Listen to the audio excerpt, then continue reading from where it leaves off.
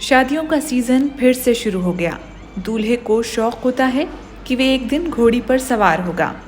ये रिवाज सदियों से चलन में है, लेकिन ये चलन भी जातिवाद में बटा हुआ है। जब समाज में निम्न माने जाने वाली जाति के दूल्हे घोड़ी पर बैठकर बारात निकालते हैं, तो उच्च माने जाने वाली जाति को ये नागवार गुजरता है। उनको हजम नहीं होता। इस पर सवाल उठाना और कार्रवाई होना शुरू हुई है। इसमें खुद दूल्हे, सामाजिक कार्यकर्ताओं और पुलिस का अहम रोल नजर आता है। हमारी ये रिपोर्ट यही दर्शाने की कोशिश कर रही है।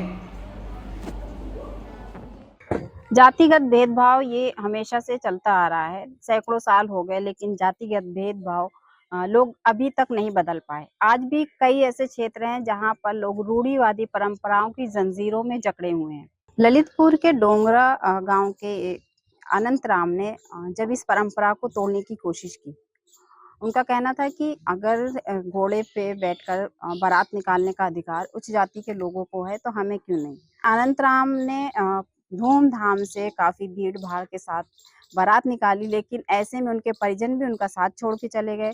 उनके जो जाति के अहिरवाड़ समुदाय के लोग थे, वो भी बहुत कम लोग उस बारात में शामिल हुए। इसलिए कहीं कोई घटना ना घट जाए, कहीं कोई अनहोनी ना हो जाए, इस वजह से लोगों ने उनका साथ छोड़ दिया। लेकिन उनकी बारात तो निकली, लेकिन इसका अंजाम ये हुआ कि आज भी गांव के लोग उनसे, जो उच्च जाति के लोग हैं, नाराज हैं। उनका कहना है कि ये परंपरा चलती आ रही है, इसको तोड़ना नहीं चाहिए। को अपनी बारात निकालने के लिए, घोड़े में बैठने के लिए किस तरह का प्रयास करना पड़ा? क्या चुनौतियां रही आपके आगे?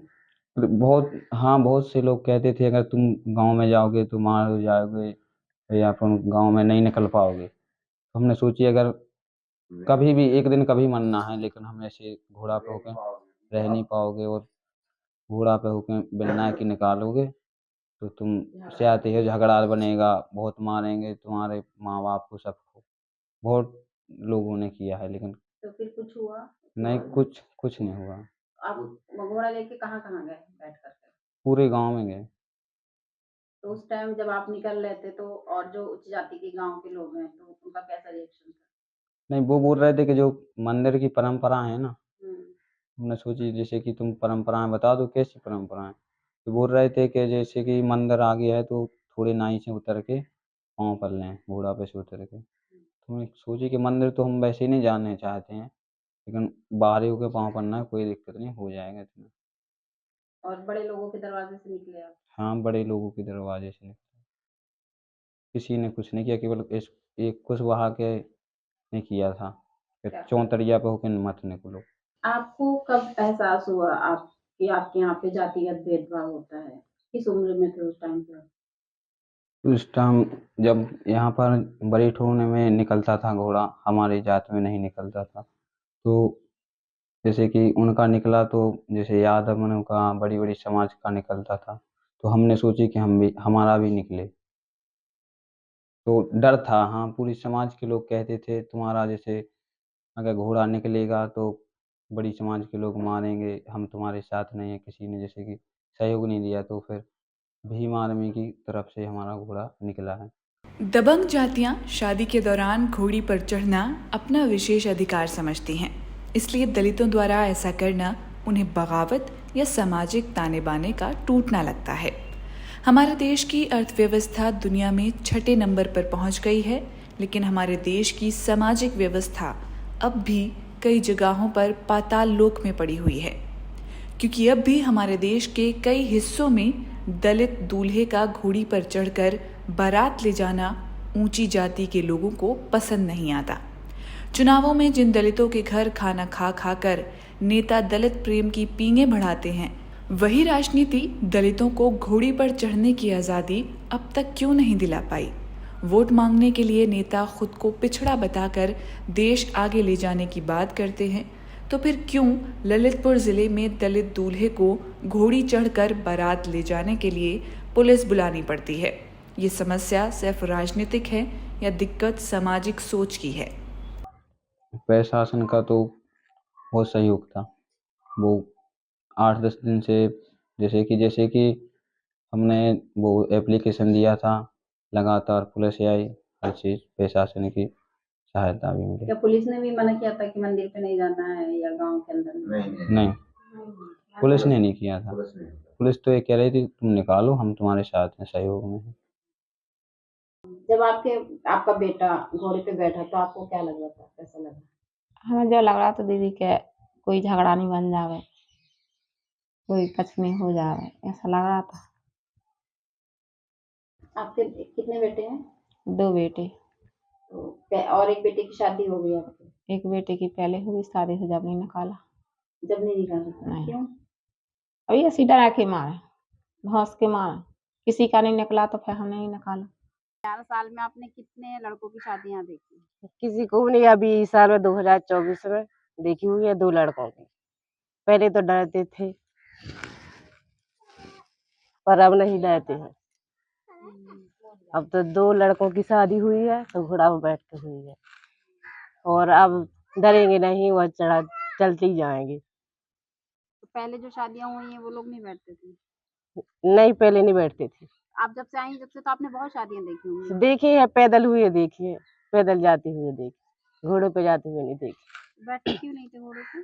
डरते थे इस गांव के, मतलब दबंग था ये गांव के। सो जी वह बड़ी समाज के हैं, वे दबंग थे कि हम लोग जाते थे तो दबाव देते कि आप क्यों फहरा रहे हो, आपके फहराने की जगह नहीं है, हम लोग फहराएंगे। तो अगर आपके समुदाय के लोग यानी दलित समुदाय के लोग घोड़े पे बैठेंगे तो उनका क्या बिगड़ेगा उससे? कुछ बिगड़ेगा तो कुछ नहीं, वे ये बोलते हैं कि हम बड़े आदमी हैं, कि छोटी जाति के हैं तो ये नहीं फहरा सकते हैं।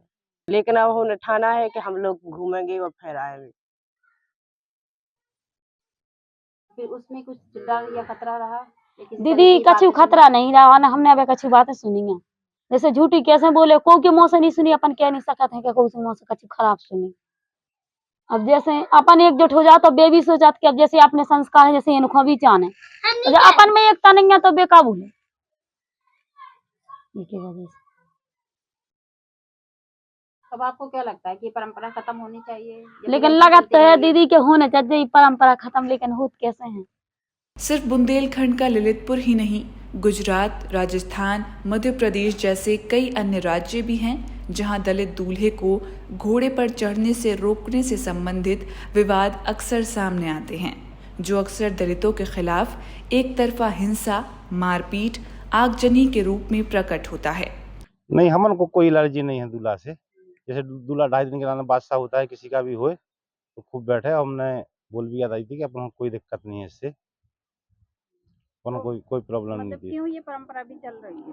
अरे भी पुरानी प्रथा है, कुछ लोग मानते हैं कि मतलब एलर्जी करते हैं कुछ लोग, लेकिन हम लोग तो नहीं करते हैं एलर्जी इस बात से। क्योंकि रास्ता में दूल्हा जाना है घोड़ी पे चढ़ के, क्या अपन लोग जैसे बस में जाओगे कहीं तो क्या बस में से क्या इन लोगों ने क्या दलित को क्या नीचे बैठा देंगे क्या सीट से? नहीं बैठा पाएंगे।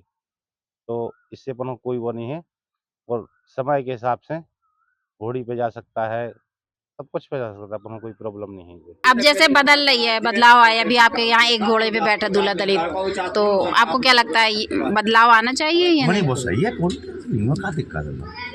एक दिन के लिए बात सारा दूल्हा हो जाएगा। बाकी और जाति के लोग बैठते थे घोड़े पे, और जाति के लोग बैठते थे। अरे वो और जाति के तो मतलब बैठते थे, लेकिन जी लोग मर्यादा बनाया थे, पुरानी प्रथाएं सुबह। अब इन्हें मतलब फालतू में कार्रवाई करी क्यों कछु करा है। हर इंसान का जो है समानता से जीने का अधिकार है। संविधान जो है हर शोषण से मुक्ति का अधिकार जो है देता है, मूल अधिकार है, मूल कर्तव्य जो उनके लिए मिले हैं। तो और हमारी प्रस्तावना जो है संविधान की, उसमें भी प्रस्तावना में सब चीजें जो है इनका उल्लेख किया गया है। तो ये सिंपल सी बात है कि ये सारी टूटनी चाहिए, और जिनके अंदर ये भ्रम भरा है कि आज भी हम जो है लोगों को दबाए बैठेंगे या लोगों के ऊपर जो है अत्याचार करते रहेंगे या उनको उनके हक अधिकार से वंचित रखेंगे, तो वो भी एक कान खोल करके सुन लें कि ये भारत है और भारत का नागरिक है। यहाँ का हर बच्चा जो है अब जागरूक होगा और जो है वह अपने हक अधिकारों को जो है लेके ही मानेगा। दलितों की आबादी लगभग 2000 है, फिर भी इन्हें वो अधिकार नहीं मिल पा रहा है जो उच्च जातियों को है। सोचने की बात तो ये भी है कि इतना गंभीर मुद्दा कभी चुनावी मुद्दा क्यों नहीं बना। कई लोगों की शादी हुई, अभी भी कई लोगों की शादियां हैं, लेकिन किसी की हिम्मत नहीं है और ना ही किसी ने उस शादी के बाद हिम्मत की कि अगर अनंत राम ने अपनी बारात घोड़े पे निकाली है तो वो भी इस पहल के बाद अपनी दूसरी पहल करते और वो भी घोड़े पे बारात निकालते हैं। खबर लहरिया, आपकी खबर आपकी भाषा।